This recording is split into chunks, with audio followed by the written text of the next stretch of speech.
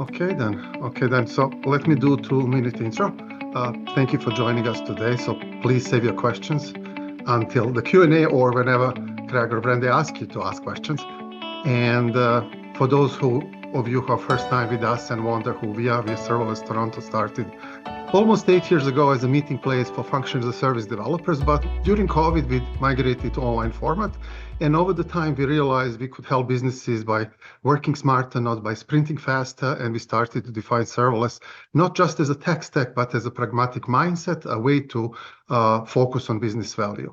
And so this broad definition of serverless allows us to explore various ID topics. So you can visit our YouTube channel to check over 7 years of educational content. Much of it is still technically relevant. And next month, the exact date is to be determined. We will have our annual birthday event where typically feature 3 to 4 short Made in Canada talks from local pros like Julia.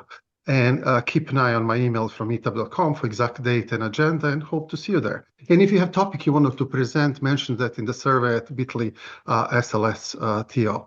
And last but not least, a big thank you for Mining Publications. They're supporting us as a knowledge sponsor for years now.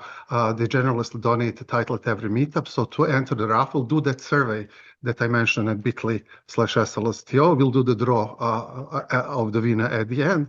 And for everyone else, Mining provided this 45% code off for any of the digital products. So scan the barcode and enjoy the saving. And before I pass the microphone to our guest presenters, let me explain why this non-technical topic at the tech event. So as AI handles more implementation, the critical skill is shifting from how to what and why. So that's why we invited Brandy and Craig from Alberta Innovates to help us figure out if your ideas are worth pursuing before you spend time and money building the wrong things. And they coach hundreds of entrepreneurs since 2021, and I'm honored they accepted my invitation to educate tech builders here. So Craig, Brandy, thanks for doing this. The floor is yours. Please take it away.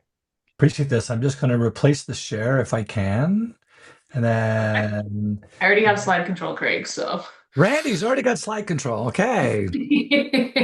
Perfect. So, Daniel, thank you so much for the intro and hosting us. We're going to take you through what we actually teach founders, and I just wanted to double down on what you were saying. So, Craig and I advise entrepreneurs around the world, and we see a common pattern happen across our CTOs and our CEOs, and this friction that can happen between should I build it, could I build it, and what this process looks like. So for those of you that are deep in development, that lens, hopefully today will help you kind of understand the language a CEO used. I was actually just coaching a founder last night, and his brother's a CTO, and he's like, it's the first time he stepped up because I actually invited him to a business meeting. I was like, yeah, no way. So we're going to talk to you about how you discover if an idea actually is worth pursuing. And what we're going to cover today is something that I've dubbed as problem bingo. So how you can identify if you've got a problem worth solving for enough people. We're also going to look at how we can focus on ICPs or ideal client profiles, which are very narrow niche customer sets. And then we're going to cover something called the say-do gap and help you understand how to ask better questions when you're doing discovery or user testing to get more valid evidence. And then we'll talk about the difference between customer and market research. So I know a few of you have seen some of our stuff before, and you know that it's a bit of a ride. So we've got a ton of content we're going to run through in about an hour with you. We try to dump as much as we can. So my invitation to you is, number one, hold on, have a good time. And number two, don't be like the kid, or be like the kid, don't be like the dad in the picture here, and just have a good time. As Brandy often says, buckle up. So one of the things Craig and I are really good at, and this is that invitation that Daniel was mentioning, interrupt us at any time if you have some questions. We love to do something called fishboning. So we will go off on tangents around any question you might have. We can tailor this session to what you guys need. And I don't think there's been a time in the 8 years that we've done all of our sessions that we haven't made it through all of our content. So maybe that's a challenge I can give you today. So this QR code will take you to our slides if you want to download it, and you'll get a PDF version. We have a ton of other QR codes and resources throughout to help you. Craig, are these live? They should be live. This one is. Want me to stick it in the chat? Yeah, I'll get you to do that for me. For some reason, it's not doing it for me on my Okay, end. hold on. This is the one QR code that rules them all. So if you have this, you'll be able to access all of the other resources that we give you. You don't have to worry about trying to finick across all of your tech. And who was it? Raymond. Raymond's seen our stuff and he said, I'm gonna beat you to it and put my LinkedIn here. So what I'd love for you to do is go grab your full LinkedIn profile, including the HTTPS, pop it in the chat like Yulia and Raymond have done, and connect to at least 2 people that you aren't currently connected to. I think what would be really cool today, since it looks like we've got folks from all over, is just tell us what city you're joining from, and perhaps you can try to connect with people that are outside of your city. Or if you want to be able to do some in-person meetings, you can do that. And while you're gathering that, I have my first question for you guys today. So Daniel, I'll ask you to hold because I know you know the answer. There is one predictor of success that Forbes has identified for any entrepreneur, no matter what stage they are. Does anyone in the group have any guesses as to what that predictor of success might be?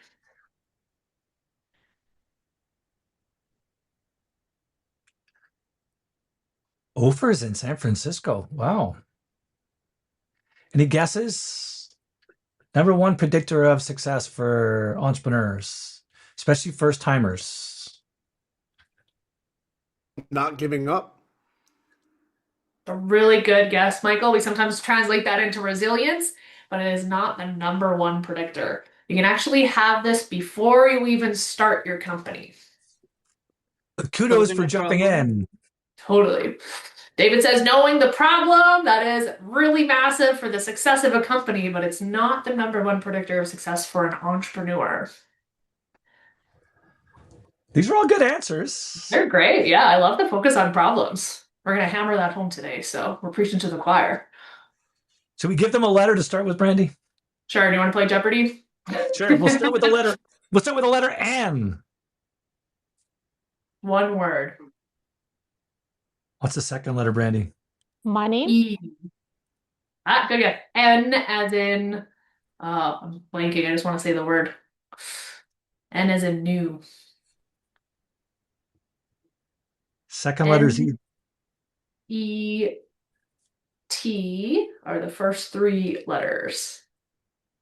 Network. Totally. It is the size of your network. So this is why we get you to add each other to your LinkedIn. And once you connect, even just go and do a DM and say, hey, we met at this serverless meetup. Because you never know, you might bump into each other like 2 years down the road and be like, where do I know you from?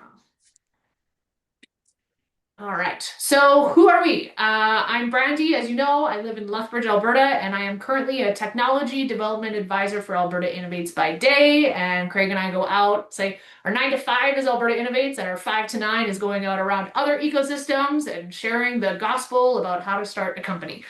I got started on this track about 10 years ago when I worked at the University of Lethbridge building a new student entrepreneurship program. And then I jumped ship and headed over as head of operations, where I learned some UX design skills and worked with a health tech company prototyping some AI pieces. So Daniel, I love this piece of the garbage in, garbage out when we're looking at health data. It's really important. So that was a fun spin. And then I bumped back over into government when I had some folks from the Elevate IP Alberta group ask me to help them put together their first pilot. And Craig and I have been doing stuff since the very beginning. Yeah, so my name's Craig Elias. I often describe myself, or sometimes described by others, as the other half of the Brandy and Craig show. Started doing computer science, as you heard, decided I would rather do business, ended up as a sales guy, did an executive MBA at one point and had this crazy idea for a tech startup, ended up getting funded, being down in Silicon Valley, was down there for a while, became a dad, came back home and started doing coffee meetings, helping founders, 4, 6, 8, sometimes 10 a week. Taught entrepreneurship at a university for a while. Got kicked out because too many students became entrepreneurs. Went on to become an entrepreneur resident at a college in downtown Calgary and started doing work across the province, not just in my own college. And that's how Brandy and I first connected. And we've been doing this for a while, and we do this in lots of different places. I'm just going to make sure So we've done this stuff all over Canada, United States, Australia, Europe, and most recently New Zealand, where Brandy did something for a group, Queenstown or Christchurch, I forget, Brandy, Ministry of Awesome. Christchurch. Christchurch. We take recordings of our most popular sessions. So this QR code, if you use the first one, it'll give you access to this. You can use this one. We'll take you to a page where you can access all of the stuff that we do. And we would be hypocrites if we don't do what we tell you you should do, which is build this awesome network. So one of the folks we have spent some time with is a guy named Ash Moria. He was the guy that actually created the Lean Canvas. If you want to learn more about the Lean Canvas, he did a special 2-hour session for us, and this QR code will take you exactly there. Other folks in our network, Heidi Neck teaches entrepreneurship at a place called Babson College, just outside of Boston. Adam spent some time in New York, more now in Detroit, where he has moved to. Ravi was the person that gave me my first $1 million when I was down in Silicon Valley. He now runs an accelerator called The Alchemist, which is one of the most successful ones on the planet. Azure runs a super cool program, which is a 5-week boot camp that we send students down to. They give us free scholarships, and the students we work with come back on a regular basis out of 125 startups from 25 countries, picked as the most investable. Volta, you might hear of something called the Helsinki model or sort of commons model. He's out of Helsinki. He created this. Wendy is sometimes described as the third musketeer. She's also in Alberta. And the other person that we get to spend some time with on occasion is our friend David Bland. Randy, who is David Bland? Muting myself. Sorry, Craig. I won't do that. David Bland is the guy that wrote Testing Business Ideas, which is literally my business Bible. I have 5 copies of his book, and I fangirled when we were actually able to bring him up from California to Calgary to talk at a tech conference called Inventures. And he got to present to over 200 people in a packed room, and it made me so happy because we had early stage entrepreneurs who love to build technology and then try to sell it, and they learn very quickly that there are many other ways to de-risk your technology and idea for cheaper. A lot of my passion comes from the fact that my mom was an entrepreneur, and I learned a lot from watching her failures. And a lot of times you spend a lot of time and money building something that nobody wants. So David did a special session for us as well. This QR code will take you to a 45-minute session where he talks about how you can map your key assumptions and de-risk them, and we'll go through a little bit of that with you today.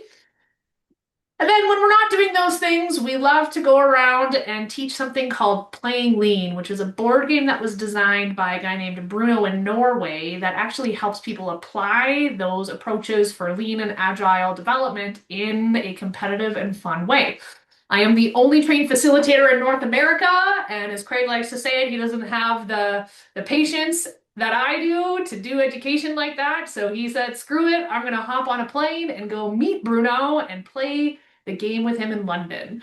So we've learned all the different By the way, London, England, just in case people are thinking London, That's Ontario. true. Perfect. Okay, so before we dive in, I'd love to get at least 3 of you, if you want to unmute or go in the chat, if we give ourselves a couple minutes, what brought you here today? And as Daniel kind of framed it of, we're not talking technical, but we're trying to help you learn how to translate some pieces. What are some things that Craig and I can make sure we really focus on today to answer some questions you might have? Who's brave enough to volunteer? I got one. Perfect. Let's hear it. Yeah, so something that's interesting right now, solopreneur, using like some of my software engineering background and obviously the explosion of AI to be super productive, get some products out. And what is your guys' advice or maybe some color you can add to scaling a solopreneurship that's kind of in that technical realm where the barrier to entry for another employee is kind of high? What would you suggest for scaling that? Okay, let's keep that in mind, shall we, Brandy?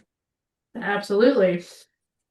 Good question, Michael. It's kind of you're coming into some really interesting new territory here, right? We've never really seen artificial intelligence the way it is to help scale AI first businesses in the way that we've seen. Anyone else? Looking for 2 more.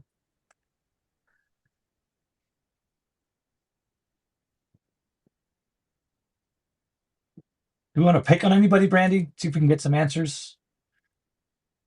Sure. Let me pick on. I don't want to pick on Daryl again. Let's pick on Greg.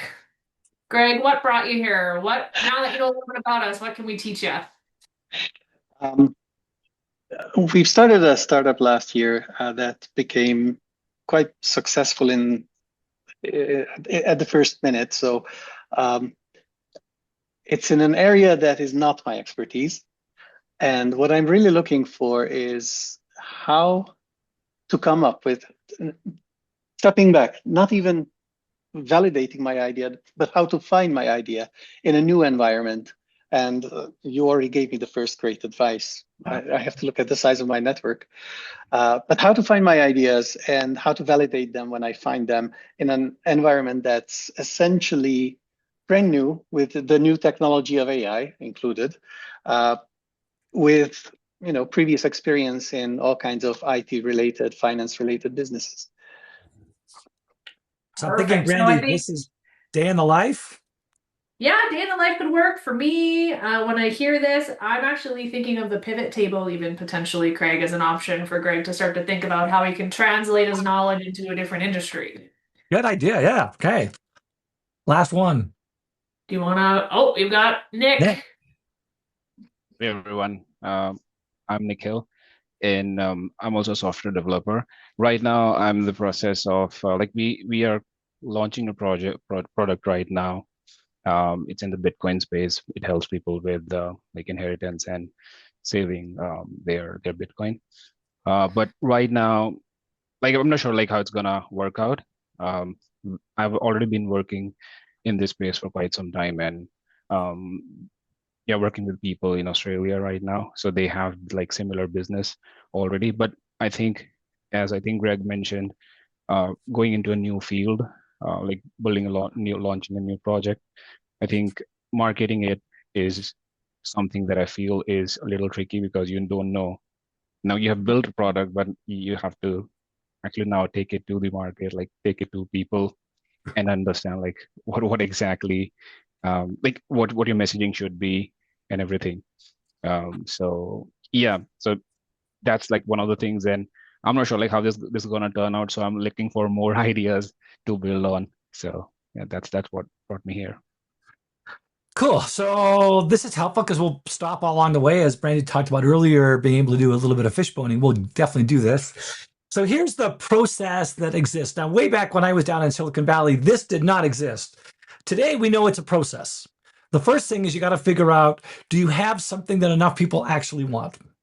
The second thing you got to figure out is, can you actually make enough money at this thing? Or is it going to end up being a hobby? Or sometimes people talk about a boat. It's like it's a hole in the water you sink money in. We don't want to be sinking money in. We want to find a way to take money out. And the last thing is, can you make something that's actually easy for people to use? Because the harder it is to use, the less likely is someone to actually use it. So the reason we do this is if they don't want it, there's no sense trying to sell it. And if they're not going to buy it, there's no sense actually trying to find a way to make it. So I think one of the questions that somebody answered earlier was the question to, what's the number one reason startups fail? But remember there was an answer given earlier. What is the number one reason that startups fail? Anybody want to guess? The product market fit. Sorry? The product market fit. Product market fit. You build something that nobody wants, right? So at some point, you need to figure out if that's what's happening to you. So the whole goal is, as you're going through this journey, is to understand at some point, you might need to pause, pivot, or maybe you just find a way to keep going. And the way we think about this is, if you can't find people that want it, and if you can't find people that will pay for it, then you got to go find something completely different to do. Or maybe what happens is you find something that people want, but you can't find a way to make enough money at it. And typically that happens because what is called CAC, the amount of money you spend trying to get a customer, is greater than the amount of money you would make from that customer. So the first time we did a session like this, Brandy gave me this challenge of give me a really good example of someone who did a pivot. And this is my favorite story to tell about what's a pivot. So Raoul, and I should put in the year in here, Brandy, next time we do this. He was on his way to the North Pole. He was going to be the first person ever to the North Pole. And he's got this big ship and he's loading it full of equipment and people and food and all the things that everybody's going to need to get to the North Pole. And about 2 weeks before he leaves, he gets wind that somebody got to the North Pole before him. So now he needs to pivot. Where's he going to go? If you're going to do a pivot, he went to the South Pole. He was the first person ever to get to the South Pole. So this is what happens to us sometimes. We've got people we're trying to help.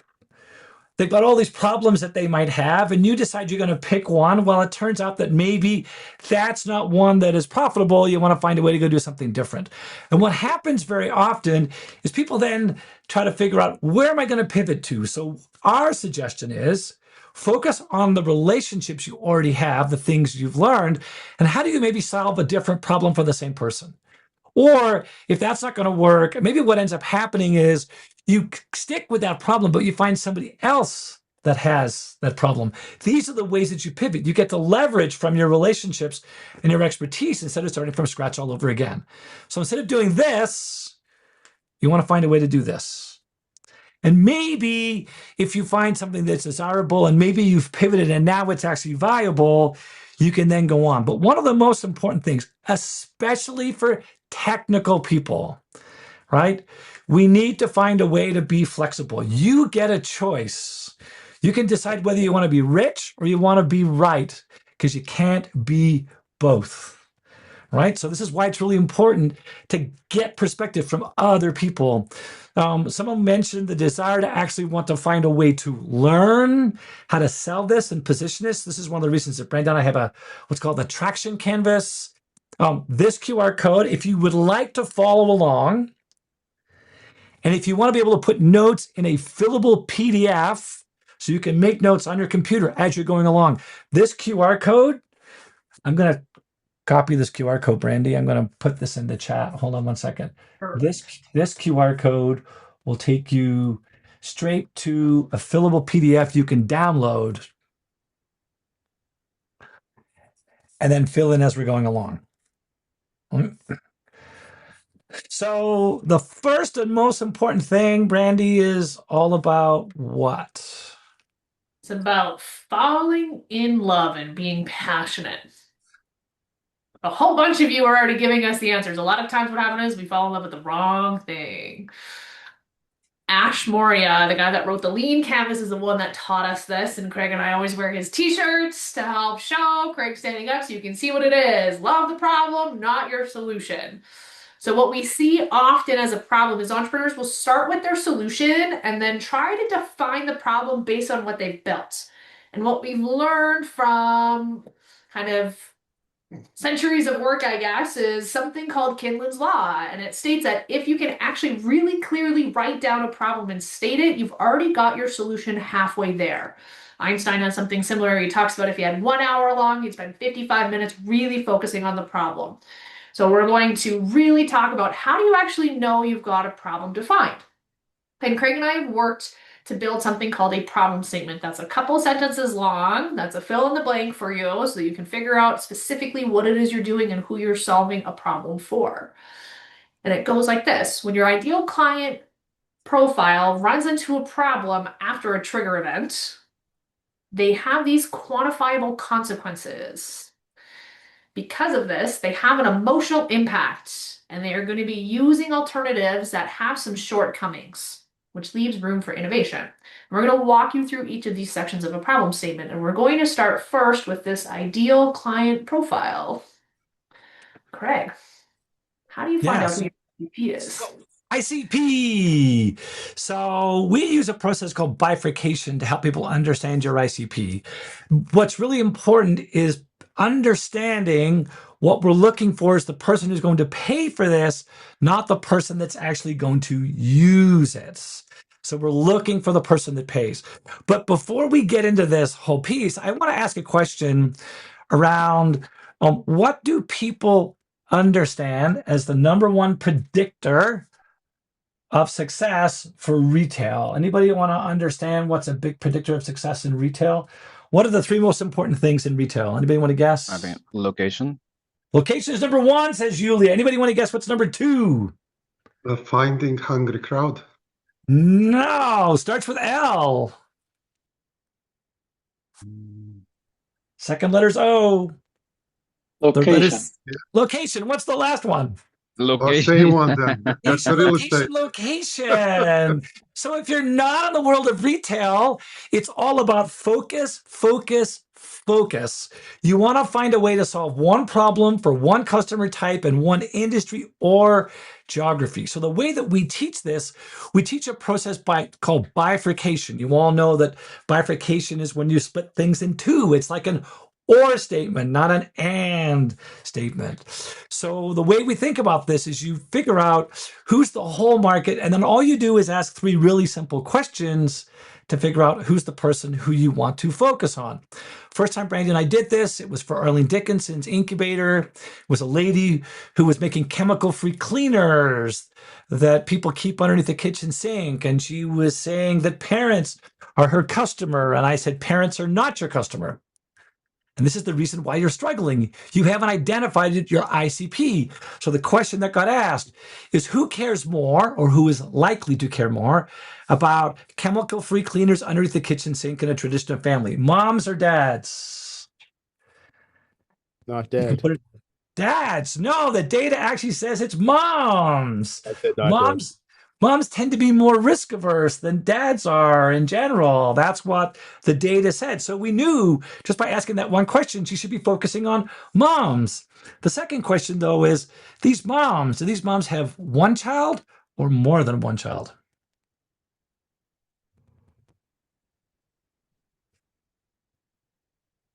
Who wants to guess? Who's more likely to be her customer? More than one. Daniel says more than one, which makes a whole lot of sense. But here's the challenge, Daniel. When you have your first child, you're super risk averse. You're super careful. And when your second child comes along, it doesn't mean you love them any less. You just don't worry about them as much. So what do we know? It's moms that have one child. Plus, if they don't change their behavior after their first child, they're probably not going to change their behavior after the second one. So we know it's moms with one child. Last question on this occasion. That mom that has that one child, did she have that child when she was over 35 or under 35? Anybody want to guess? Under or over? Over. Daniel says over. Turns out he's right, because when you have your first child over the age of 35, you're even more risk averse. In fact, Brandy sometimes does this session. She talks about the fact that moms that have a pregnancy over the age of 35 are called geriatrics.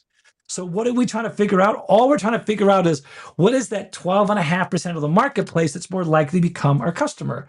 Some examples you can use for bifurcation is, where do they live? Do they take public transit? Are they young, old? Do they live in the city? Like finding different things. Maybe there's psychographics around the things that they prefer. Okay. One of the things that's really important when you're focusing on the ICP, they need to have money, the authority to spend it, and some sort of influence inside the organization or from a word of mouth perspective. Now, some of you might be thinking, I'm in the business to business world, not the business to consumer world. So the same thing is true in the business to consumer world.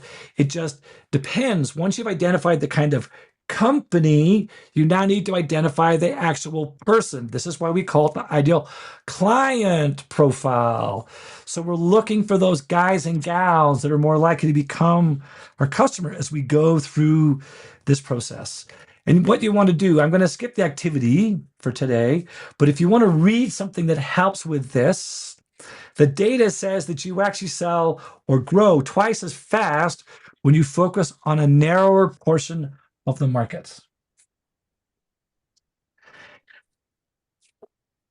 So once you've got that ICP figured out, we want to start to dive into what their specific problem is. And what we see people do is they skip over this, or they talk about all the benefits that their solution brings rather than focusing on the things that are taken away. So we know from customer behavior that people are more willing to pay for something that helps them get out of something. So those bold words on this slide are things that we want to be looking at for these value propositions. So when we talk language for messaging and marketing, using those bold words in your messages are going to have a lot of impact to help you position about whether or not your product or offering is considered a vitamin or a painkiller. Anything that is going to be preventative, come in early, maybe make me feel better, those are all vitamins. And we want a position to become a painkiller where we're taking away a problem. And the way that we can find out if we actually have a good problem is by using problem bingo. So this comes from a book called Founded, where they highlight the 6 key characteristics of a problem. So we want to try to look to see if our problem is urgent, if it's popular and a lot of people are having it, if it's growing. And I look at growth in 2 ways. So are more and more people going to have this problem as time goes on? And if I have the problem, does it get worse and worse over time if I ignore it? So think about like a leaky faucet. And then we look at frequency. So we like to see problems that people bump into more often. So if it's a daily basis problem versus a monthly problem, people are going to be more likely to want to get rid of it because they can't put up with it anymore. Mandatory problems are really important in B2B so that we're actually solving something people need. And then we talk about expenses, and I'll talk about the 3 layers when we run into that. So for this, we have an activity that you could look at for yourself. So I'm thinking, Greg, for you, this might be a really cool tool where you can look at the different problems you're thinking of solving and check off which characteristics they have. And this can help you disqualify problems that aren't going to be juicy enough to be worth solving. So the resource that I have for you here is Founded. That's that book that I mentioned. So Founder Fridays that Daniel and Craig have been talking about in the chat. If you go to the QR code, you'll see all of the recordings, and number 14 is where Mike Raab talks about the book Founded. So as we continue down this path of understanding the problem statement, we've got this person, they have a problem. More times than not, what happens though is they just put up with what they have. And it's not until all of a sudden they have some sort of an event where they decide they want to now actually change. And the value of these events is they create dissatisfaction. So one of the things that Olivia Wong talks about is if you're going to try and get someone to become your customer, they need to be unhappy enough to actually switch. And when she says a 3-point difference, what she means is that if you ask people on a scale of 1 to 10, how happy are you with what you use today, they need to answer 7 or less. So the whole idea is instead of trying to find a way to go after everybody, if you haven't heard the term, that's called the total available market. There are some people, though, that have the problem, so they are the addressable market. There are some people you can actually reach. That's what's often called an obtainable market. But even though they're attainable, the challenge is they're not motivated. So all of this is around understanding who are the people that are most likely to switch. And they switch because they have very specific events. Something makes them unhappy with what they use today. So these events, right, what ends up happening is people are happy. They see no reason to change. They have an event. They want to change. They're now in what is called a window of dissatisfaction. They're unhappy enough to start thinking about how do they want to solve the problem, but they're not yet starting the process of actually deciding which vendor. Here's the point where they decide which way are they going to solve the problem. There's always more than one way to solve a problem. When I want to say to my wife, I love you, I can spend money on flowers, chocolate, perfume, cars, shoes, purses, pets, and trips. This is when they decide what is the problem, how are they going to solve it. Then they have a second event where now they have more money, more time, more resources. Now they start deciding of the way they want to solve the problem. Who do they want to buy from in the process? But just because people want to change and can afford to change doesn't mean they will, because they need to have this third event. And this third event is how they justify the decision to somebody else. And they justify based upon an acronym called RIPES. And we'll tell you what these 5 things are. The first one is risk avoidance. That's the R. The I stands for image. How do you make themselves or somebody else look good in the process? The P stands for productivity/expenses. How do I spend the same amount of money but get more stuff done? Or how do I spend less money and get the same amount of stuff done? The E stands for environmental, social, or governance reasons. And the S stands for simplicity or speed. Risk avoidance, image, productivity/expenses, environmental, social, governance reasons, simplicity or speed. The data actually says 37% of the time people choose the person who is easiest to do business with. So here's a question I want to ask, just so people understand this concept of events. What is that one event, do you think, that causes more people to buy life insurance than all of the other events combined? What's the event that gets someone to buy life insurance? Anyone want to guess? What's that event? But probably death. Not a Health death. event. Think of the other side of the journey of life. A new kid in the family. Kid. Yeah, as soon as they get pregnant, right? So I'm going to go back because the same is true even in the business to consumer world. So in the business to consumer world, McKinsey's done some data. They've talked to a ton of different people. They realize there's this trigger that gets interest. They create an initial consideration set.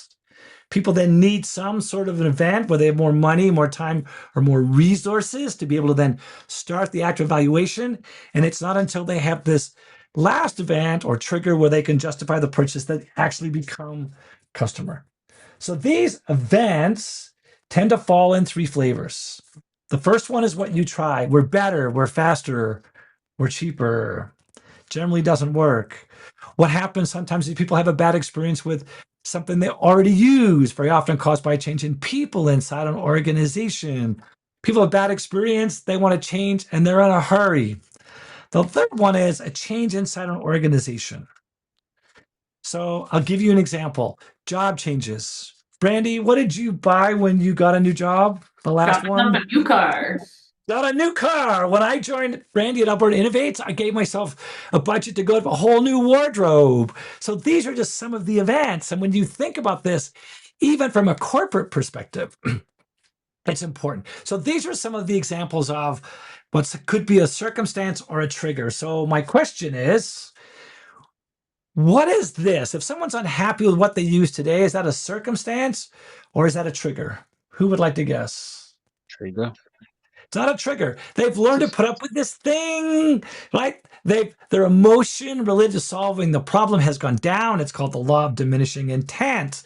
And this becomes the challenge we have with ideas. We think because they're unhappy, they're going to switch. But if they've been unhappy for a while, their level of dissatisfaction, generally, they just learn to put up with it, and they'll give you a 7.5 or an 8 when you ask that question. What if there's a change in decision makers inside an organization? Circumstance or trigger?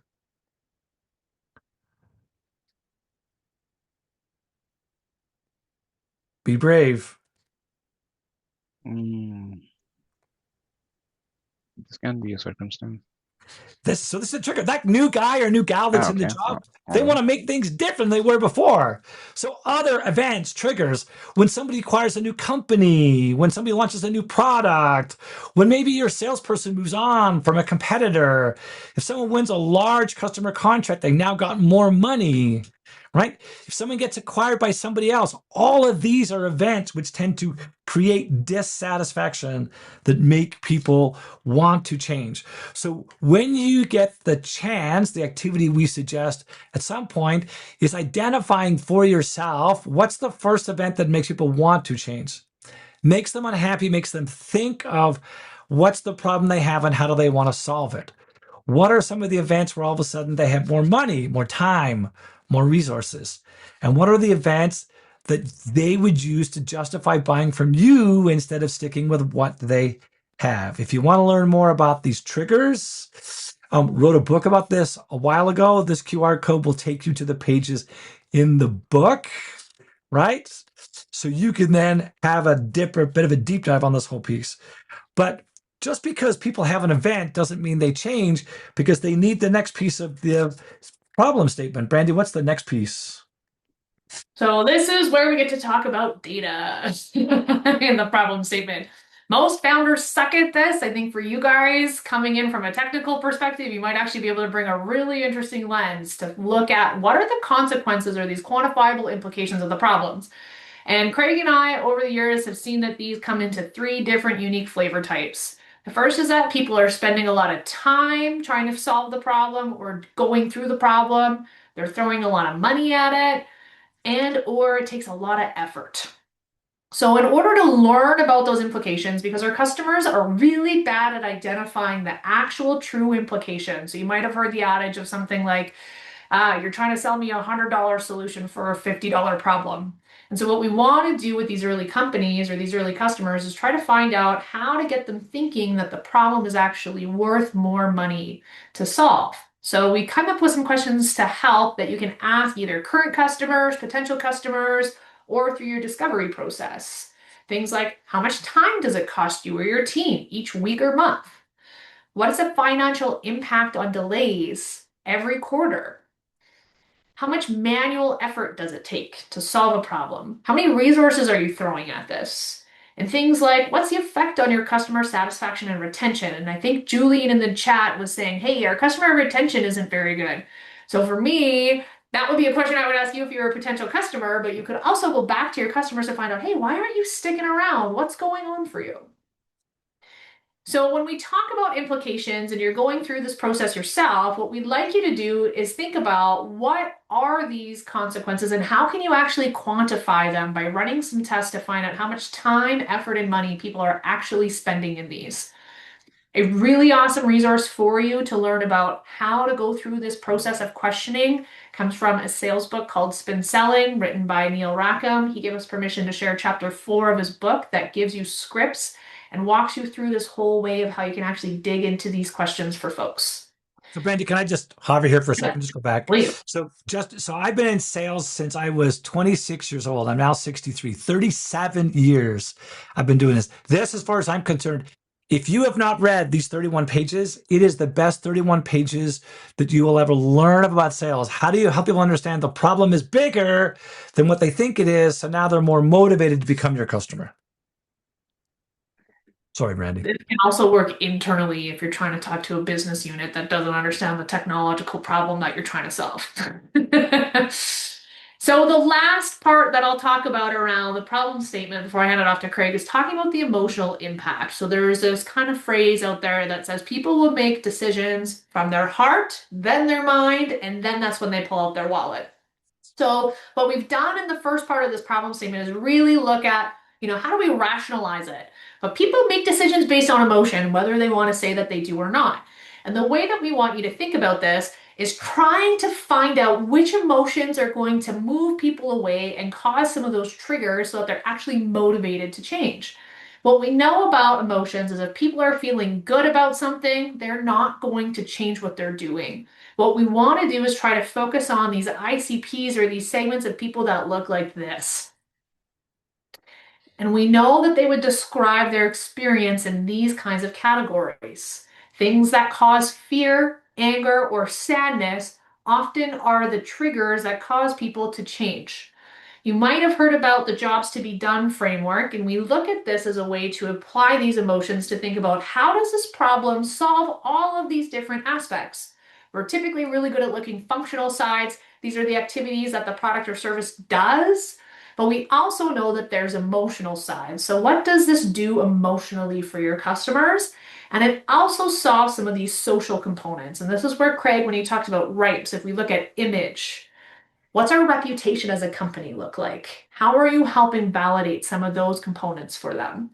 If you want to learn about this process, we interviewed Tony Olwick, who worked with Clayton Christensen on the Jobs to be Done framework, about his book on how you can go through some different consulting processes to understand your customers' motivations. And how do you do the last part of the statement, Craig? Yeah, so this is the thing that I find, especially technical founders or first-time founders all say, we have no competition. You always have competition. Competition is all the different ways that somebody can solve the same problem. So one of the things we want you to think about is to ask the question, what is our competition, not who are our competitors? And one of the examples we use is Southwest Airlines. So when Southwest Airlines first came out, it only flew between 3 cities, Dallas, Austin, and Houston. So when Southwest Airlines first came out, what do you think it viewed as its competition? You can put it in the chat or you can unmute yourself. But if you only fly between Dallas, Austin, and Houston, what do you compete against?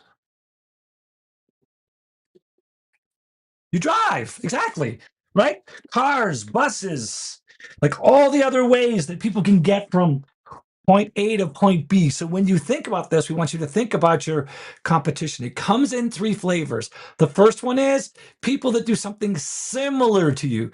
Might not be exactly the same. That's why it says nearest direct competitor. Then there is what is sometimes described as the incumbent. What is the most commonly used way of solving the problem? And then what's the most expensive way that people are solving this problem? So what you want to try and figure out is how do you differentiate from the competition, not just from direct competitors? This is often what is called a blue ocean strategy. And I'll share with you in a minute or two a QR code where you can go learn about blue ocean strategies if you don't already know about them. One of our favorite examples is a lady named Julie Angus. She is in Victoria. She makes this ocean-going drone. She's trying to find a way to position herself against the competition. She was actually involved in a pitch competition, the National Angel Capital Organization's pitch competition, and first prize was $100,000. And she had 2 minutes to pitch. And in those 2 minutes, one of the things she focused on was the competition.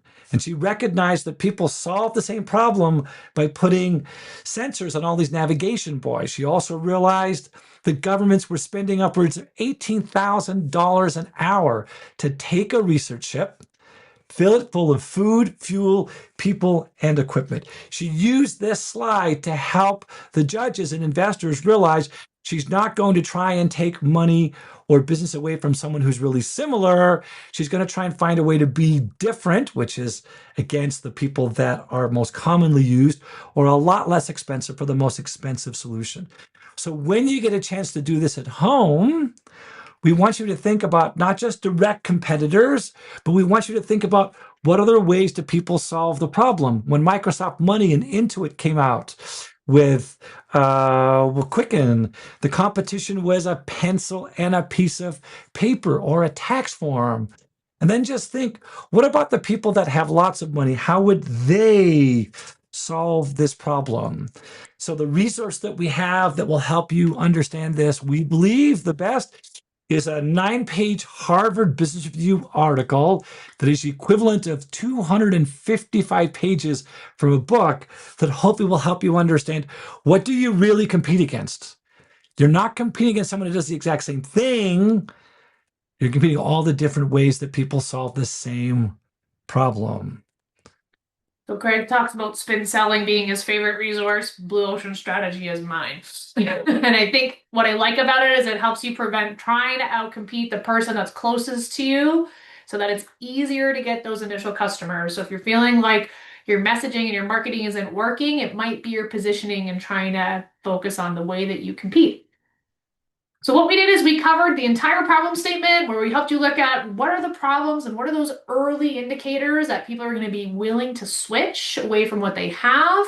And you can use ways to talk about what the consequences are of the problem so people understand the real implications and getting to the emotions so that they're actually willing to change and helping them see that the way they solve the problem today is not as good as it could be. So I really like that, moving from pencil and paper over to a digital solution or automations that Craig gave earlier. So what we want to do is focus on how do we actually figure out who the right people are to talk to in this section. And there's a whole bunch of different people. There was a question earlier about how do I educate? And this is a section where I'm going to tell you if you have to educate your customers when you're coming, I'm going to tell you to make a pivot today, because what we want to do is find people that are aware they have a problem. And if we have to educate, it means that they don't know they have a problem. And it takes way too long. So we learned this from something called the technology adoption curve, and we'll talk a little bit about what the chasm is. So we want to start to focus on selling to this group of innovators. They make up the first 2.5% of the market. They're the people that pick up the newest technology and are willing to be risky, and I'll talk a little bit about their characteristics. And then we sell into the early adopters. In this segment, a lot of people are talking about it in the startup space, and they make up the 13.5%.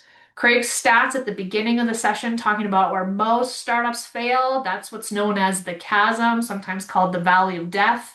And it takes a lot of effort and work and scaling to actually make the technology worthwhile for the early majority folks.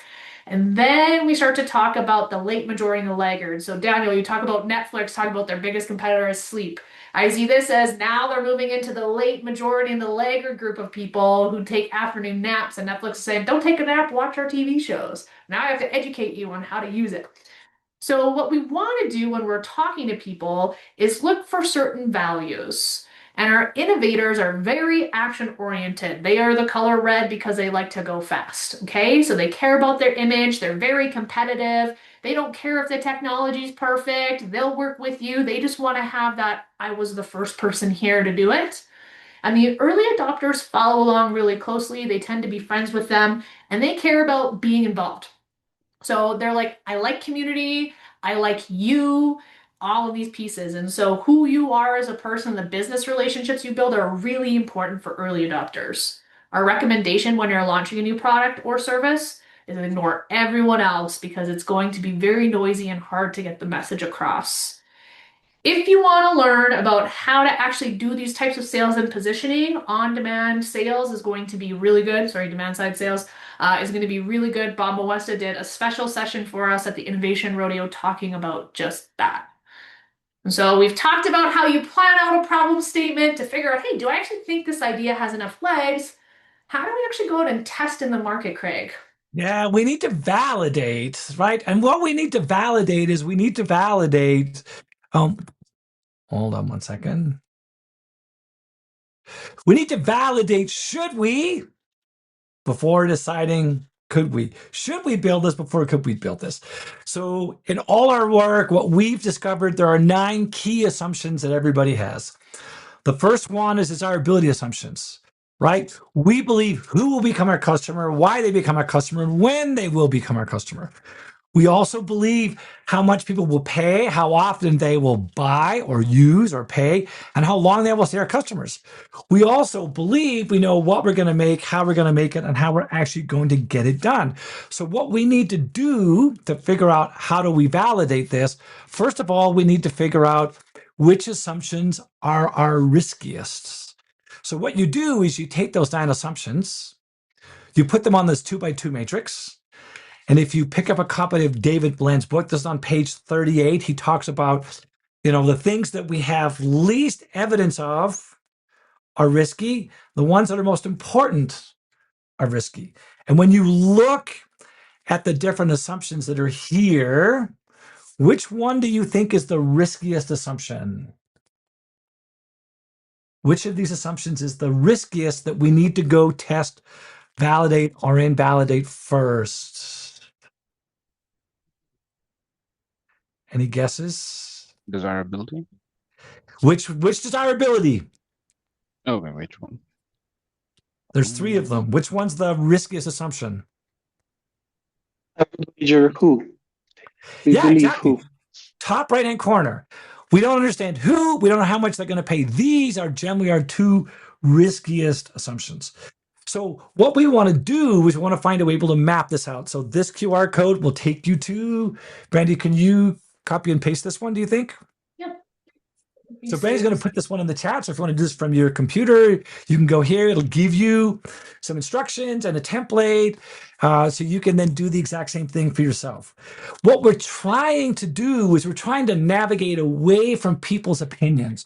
What we're trying to find a way is we're trying to find a way to get to strong evidence instead of just weak evidence. And when we start this process of selecting experiments, because the risk is so high, we're trying to find a way to drive it down.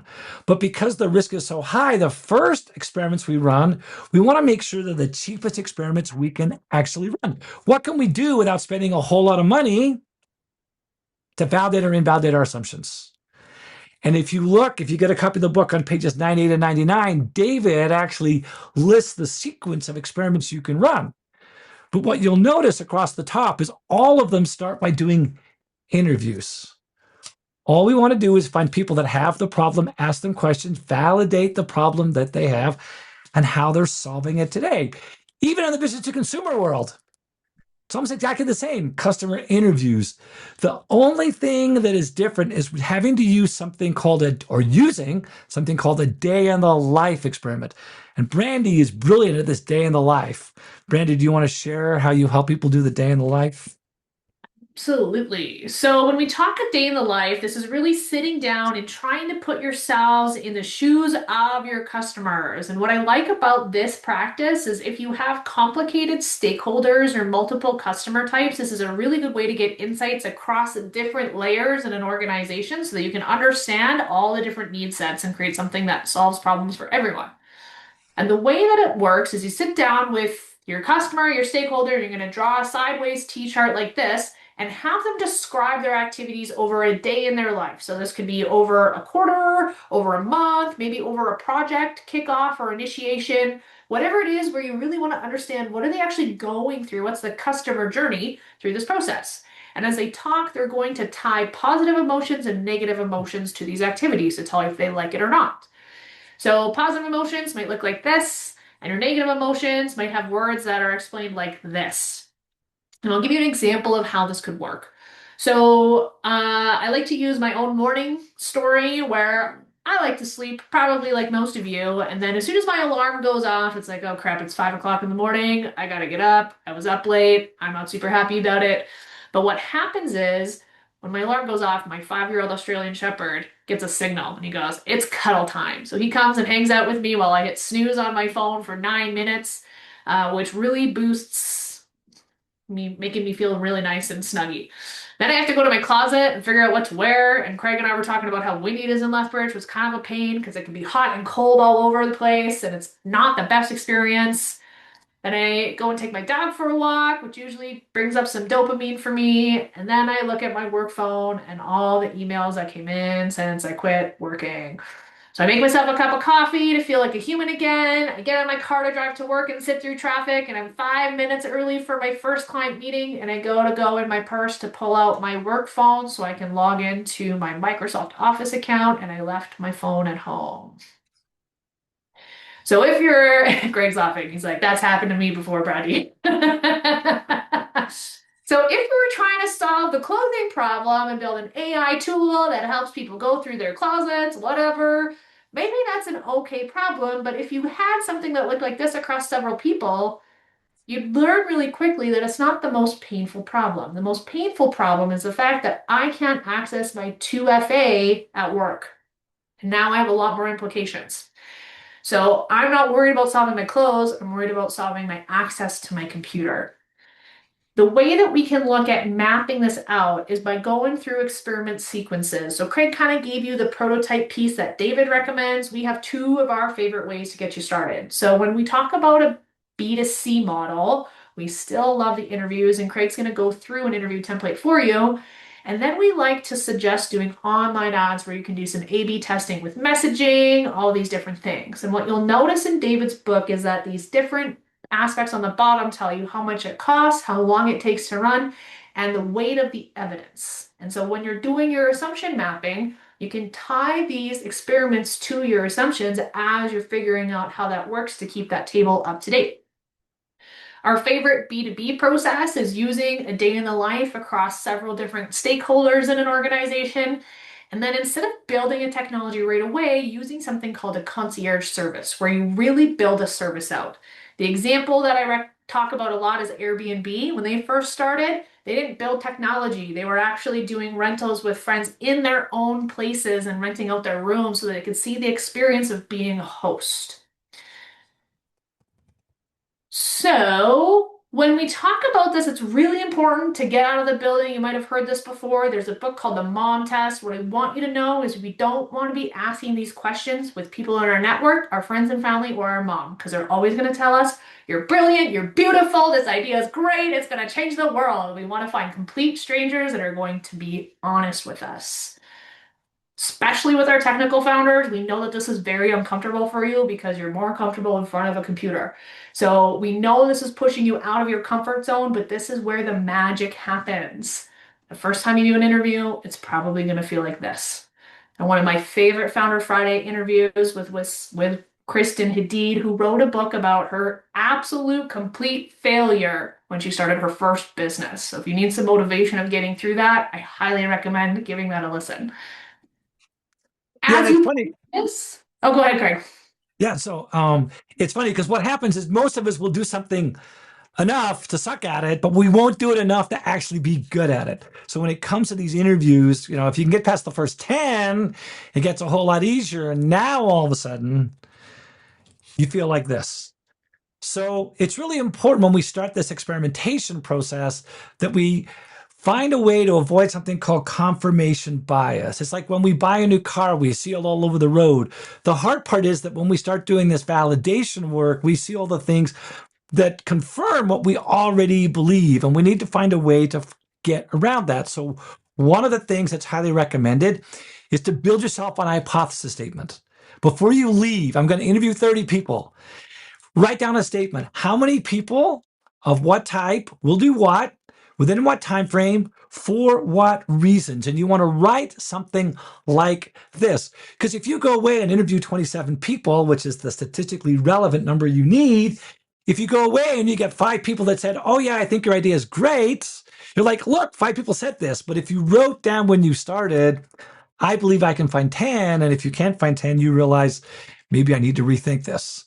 But it's really important to understand that you don't want to do surveys. Surveys suck. You've got to go away and find a way to talk to total strangers who have the problem that you solve. And you need to ask them very specific questions. Because the challenge is if you ask the wrong questions, you're not going to get very far. So you want to understand the challenge with asking questions is this thing called a say-do gap. People will say one thing, you're going to build it, they'll do something completely different. So if you want to avoid this say-do gap, you need to have really good questions for part of your interviewing validation process.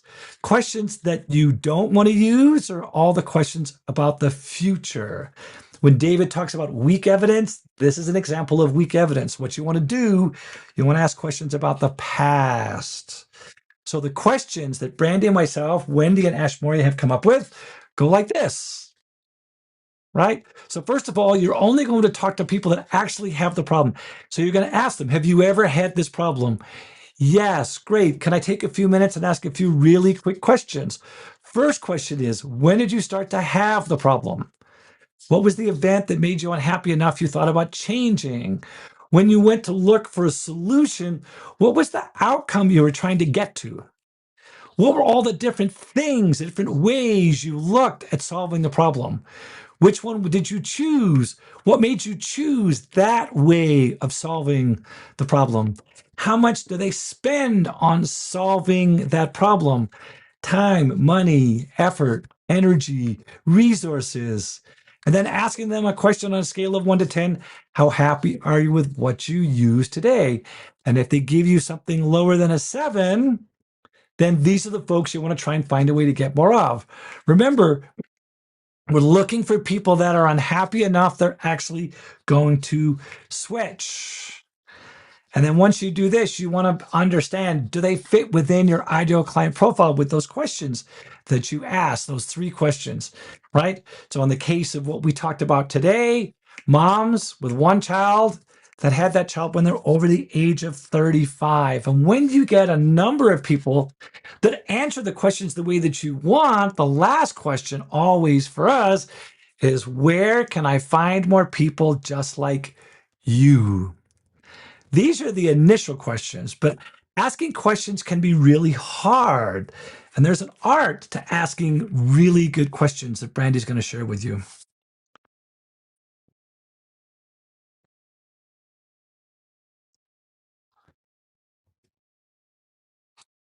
Once you unmute yourself.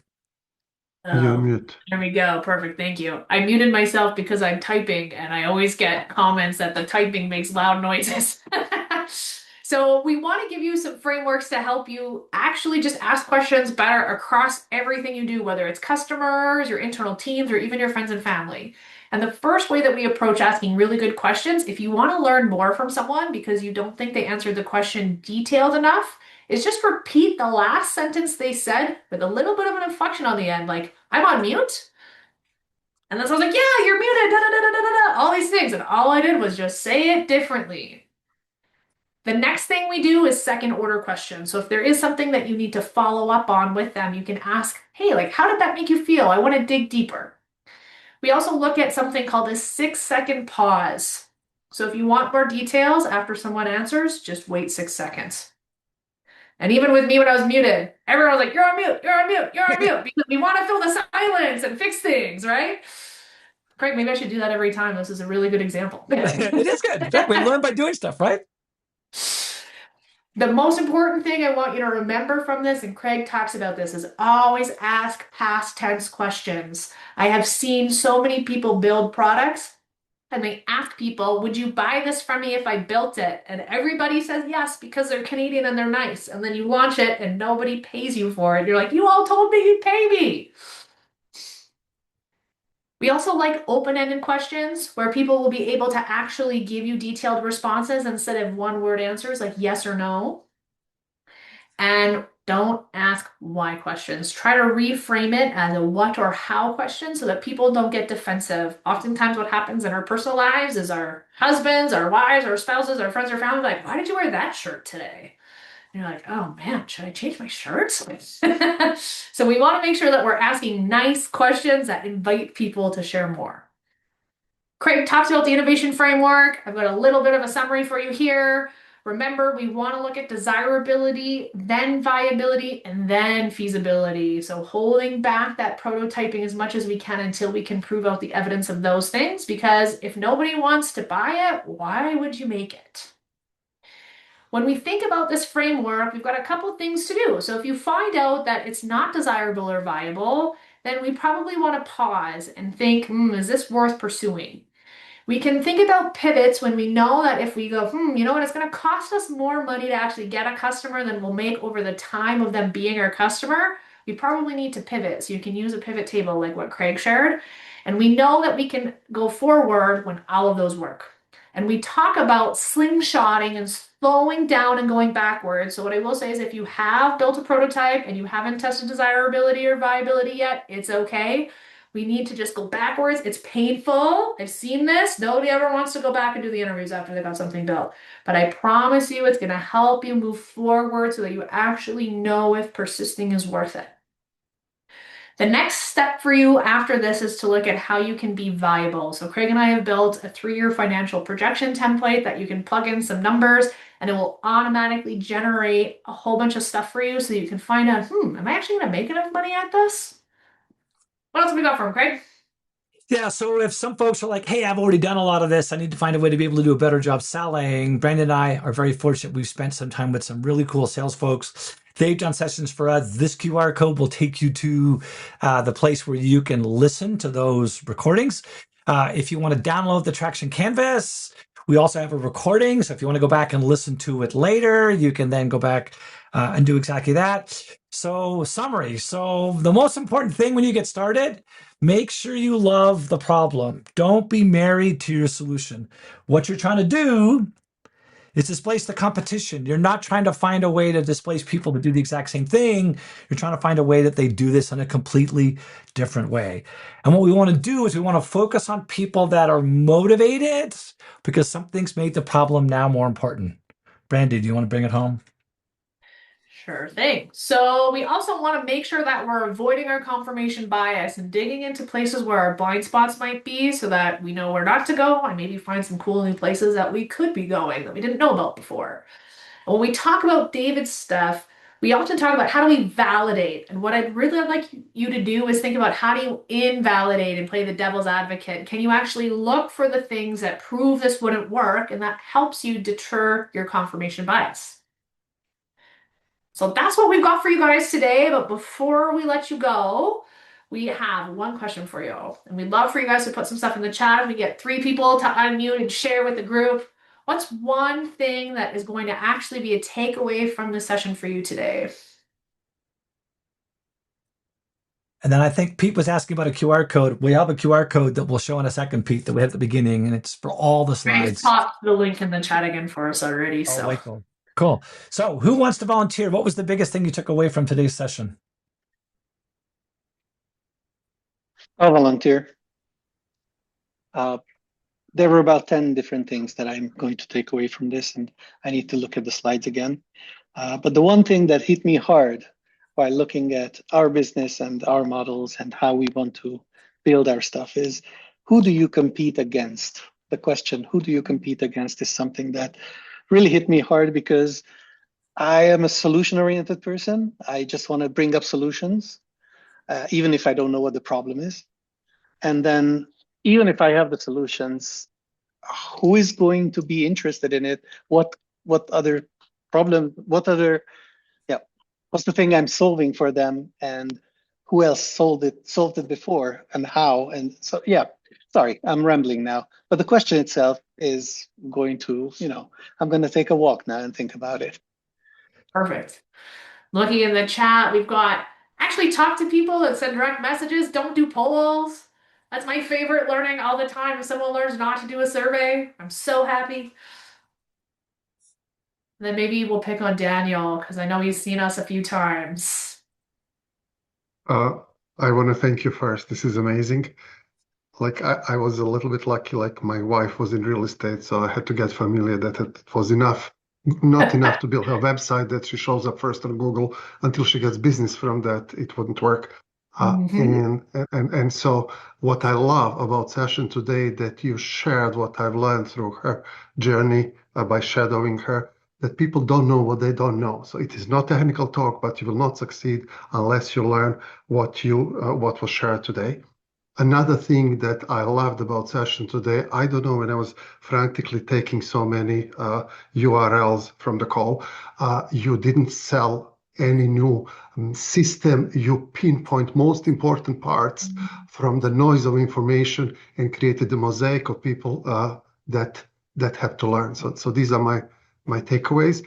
I do have a question that is partially related, because I've been here, failed some startups, mine and others. And so it's not enough, like when you look at other activities in life, like there are so many great cooks, but only few will be successful restaurant owners.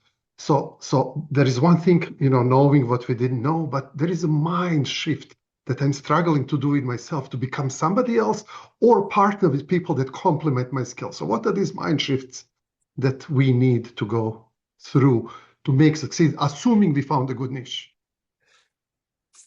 So Craig and I talked about the 3 C's. I don't know if that's where you're going, Craig, but we were thinking about, are you curious, are you coachable, and are you committed? And I think if you have those 3 mindsets nailed down, everything else follows along. But I don't know, Craig, if you've got a different angle on that one. No, well, I think you're right. The curious and coachable piece is really around, do I want to be right? Like people, I hear this all the time. I know. You don't know. You believe. When you say I know, you sound uncoachable. When you say I believe, you create an opportunity for someone to say, well, that's great, but my experience is different. So yeah, being willing to be wrong, making the decision. Do I want to be rich/successful, or do I want to be right? Because as someone I think wrote in a different book, you can't be king and be right at the same time. But that's assuming I want to be solopreneur doing everything. There is another dilemma, like we have natural abilities. We are good in something, we're not good in something. So there is opportunity to partner with other people. How do you decide how to complement your skills? Who to partner with? There is definition of team. Together, everybody achieves more. But making a team, like pack of wolves hunting together, is different ballgame. Do we talk about the hustler, the hipster, and the hack, Brandy? Yeah, we could. Maybe you do that and I'll find my co-founder effect book. Yeah, so within any organization, there are 3 different kinds of requirements, and sometimes you can wear more than one hat. So there's the hustler, the guy or gal who's at the front, who's doing all the work to try and create interest in what you do. The hipster is someone who generally makes something look good, right? And the hack is the person who actually makes it all work. The question is, can you do all 3? And the question is, can you do all 3 at the same time? And if you're going to get rid of something, what's the thing that you can get rid of that someone's going to be way better and way more passionate at than you will be? Because it takes all 3 to be successful, right? So maybe folks here, like I am a huge extrovert. I am a hustler. Like, if you're the hipster or the hack and you're looking for someone who's a hustler, I'm the kind of guy or gal you want to find a way to go and pick out. Don't ask me to make something look good. Okay. Don't ask me to make it actually work, but get me to go create interest. That's easy for me, right? Oh, so you're practically inviting people to partner with you if they I are was going to technical say, Craig, be people. careful. Or you're going to get a whole Listen, bunch of people asking you to be their hustler. yeah, find people just like me, right? That's the thing. And where do you find folks like me? You find them at places like this. Networking events. The network is one of the best ways to go find the guy or gal that you want to have to complement what you do today. The other Amazing. resource that Thank I'll you. share if you're looking for co-founders or have a co-founder is a book that was written by Matt Jones. We just had him for Founder Friday in December. And he talks about how to navigate the relationships of being a co-founder because it can be very complicated. He actually talks about sometimes the discrepancies between CEOs and CTOs in here, which I found very interesting. Alan's got a question. How do you find people to interview? So something you can do. So in Calgary, the C train stations are places where people have some time, right? You interview enough until you finally get to somebody say, where can I find more people just like you? You can find people just like them. One of the examples we give, and I'm watching time, one of the examples we give is a guy who makes equipment that helps hockey gear dry faster. And he realized it was moms that have teenagers that play hockey 3 times a week or more. And the question always was, where do I find more moms just like you? And of course, his assumption was all the hockey games. Well, it turns out they're called hockey dads and soccer moms for a reason. So the moms don't go to all the games. But in one of the conversations Brandy and I have had like this, there was a mom who had a teenager that played hockey 3 times a week or more. She's like, right, I don't go to all the games, but I sure go to all the tournaments. And we've got someone who's just identified as a Zoom user with their hand I up. think it's Francis. Yeah, I don't know how to change the name. It didn't let me this time. But yeah, I was just gonna say like with the last like Zoom meeting with you guys, I had a coffee meeting with somebody and I think it validated the point that, you'll meet somebody there that, shares the same problem as you and you can connect with them. It's good. Yeah, I like that, Francis. The worst thing you can do is try and they say no. The second part to Alan's question that I just want to cover really quick, and then I'll get to your question, Nick, around and even just maybe highlight your takeaway. So he's like, how do I know? Like, I know 30 people is the right thing to interview, but then how do I know if it's time to move into an MVP? And so this is the value of that hypothesis. And Craig and I are of the opinion, in the example you give, if only 8 people out of 30, if you've got a really focused ICP, said that they were interested, that means that there's like 22 people that said this isn't a good idea, and only 8 that said it is. So our guess would be look at a different problem, look at a different ICP, try something different so that you can get at least 20, maybe 18 people out of that group that says, yes, I'm interested. So Amazing. I could stay longer. I don't know about others, so keep going if you I want. thought there was Please. maybe a question in the chat there, Daniel, but I think it's just some takeaways, Go right? ahead. Educating your customers if you have to pivot. I love that you have that, Nick. It's a big thing and it can kill a lot of startup momentum because you're so excited to get it out there and nobody's interested. And then Mike's just saying, I really need to make sure I've got a strong network. So Craig has taught me the value of LinkedIn. I was on it at 17 so that I could get scholarships. And now it's like so important for business growth, even across different careers and different pieces. So we have Adam that we talked about. We'll actually share on his LinkedIn with the founders he works with to help him find or help them find people to interview. So sometimes if you have people in your network that would be willing to do that, you might find folks that way. So Shweta, well, maybe get you to unmute, or do you want to explain a little bit more about what you mean by how to get paid?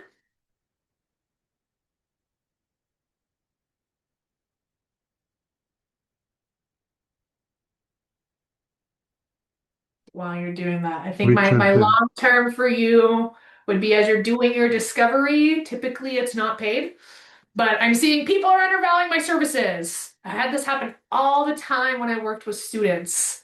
And I had this student entrepreneur group that was building a marketing company. And they kept selling to nonprofits and they were running into the same problem. Their customers were underpaying them. And they went, Brandy, we're working our butts off. And people have all these really high expectations of us. They want us to have websites built and copy and campaigns, and they're only paying us $2,000. So when we talk about customer segments, what I would maybe suggest for you is to start to look at people that actually have money. So the undervaluing of your services might be that you're talking to customers that don't have the affordability there, and they need to really look at serving customers that are maybe a little bit further up or further along their process that might have more money. I'm just putting the slide link in again because someone was asking for it.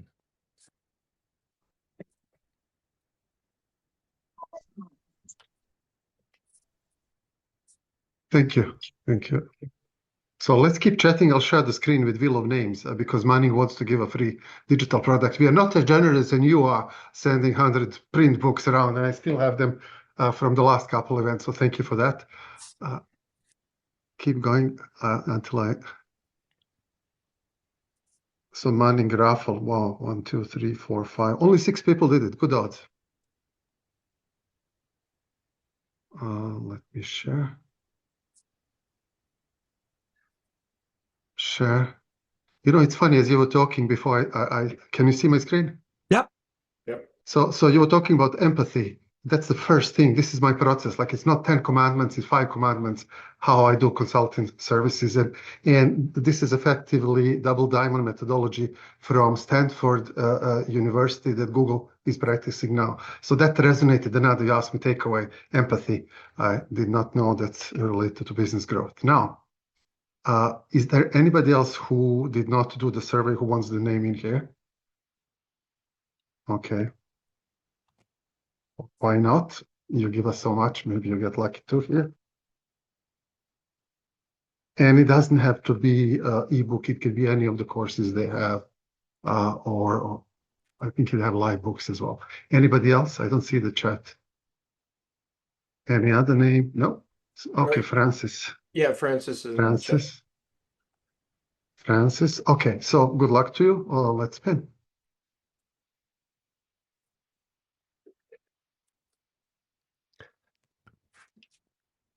Wow, Zoran.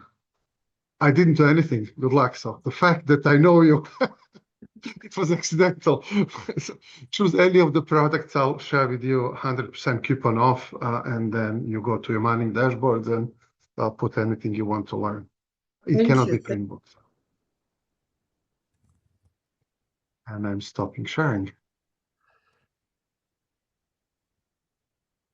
So that's for me. Like any other closing thoughts. I hope to see you guys again at this meetup. And is it Founder Fridays or Alberta Innovates? You go on the 2 names and the college you teach. Where do Good people question. find you? Yeah, so founderfridays.ca is where people can participate in these free Zoom calls where we buy 100 copies of an author's book. The Zoom call is free, and if you participate somewhere around the 45-minute mark, we'll share a link. And if you live in Canada and give us your mailing address, we'll ship a free copy of the book anywhere across the country. The next author is this lady here, Move Fast, Break Shit, Burnout. And it's really all about how do you find people just like yourself, like in this community, that you can find a way to collaborate with so you don't burn out. So Brandy and I do a lot of stuff.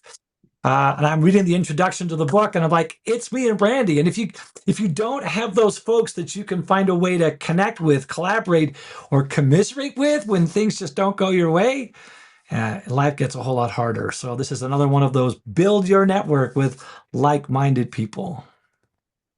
Thank you so much. John, do you have any other closing thoughts? You No, succeeded that was with amazing. startups. That was like a whole course in an hour and a half. There's lots of great information. I was scribbling some notes, but I also look forward to reviewing some of the slides there from the links and that. No, excellent, guys.